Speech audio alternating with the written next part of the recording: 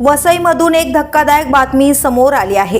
लग्नाचे खोटे आमिष दाखवून एका अल्पवयीन शालेय मुलीवर लैंगिक अत्याचार केल्याची संतापजनक घटना उघडकीस आली आहे। या प्रकरणी नायगाव पोलिसांनी आरोपी तरुणावर पोक्सो कायद्यान्वये गुन्हा दाखल केला आहे। मुंबईत वसई क्राईम न्यूज राहणाऱ्या या पीडित अल्पवयीन मुलीची एका सलूनमध्ये काम करणाऱ्या तरुणाशी मैत्री झाली होती।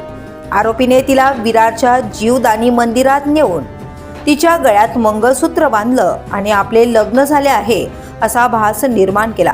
या बहाण्याने त्याने तिच्यावर शारीरिक अत्याचार केले।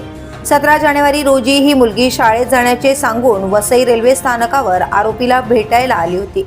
रेल्वे पोलिसांना संशय आल्याने त्यांनी तिची चौकशी केली आणि पालकांना बोलावून तिला सुपूर्द केले। घरी गेल्यानंतर आरोपीने केलेली फसवणूक समोर आली। त्यानंतर पीडितेने नायगाव पोलीस ठाण्यात तक्रार नोंदवली असून पोलीस पुढील तपास करत आहेत। या प्रकरणामुळे परिसरातील नागरिकांकडून तीव्र संताप व्यक्त केला जातोय।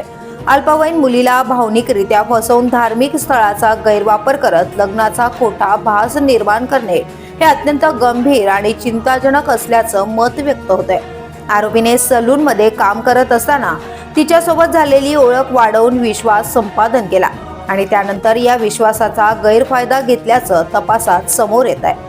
नायगाव पोलिसांनी पीडितेच्या तक्रारीनुसार आरोपी विरोधात पोक्सो कायद्यासह संबंधित कलमान्वये गुन्हा दाखल केला असून आरोपीचा शोध सुरू आहे।